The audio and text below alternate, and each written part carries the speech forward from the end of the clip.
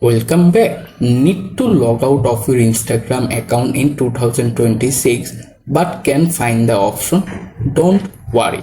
Instagram has changed a few things. In this video, I'll show you the fastest and easiest way to log out on both Android and iPhone at the same way, step by step in just a few steps. First of all, open the Instagram app on your Android or iPhone. After open the app, look for your profile icon at the bottom corner center, tap to open it. Here, look for the three-line menu icon in the top center, tap on it. And wait to properly open this menu.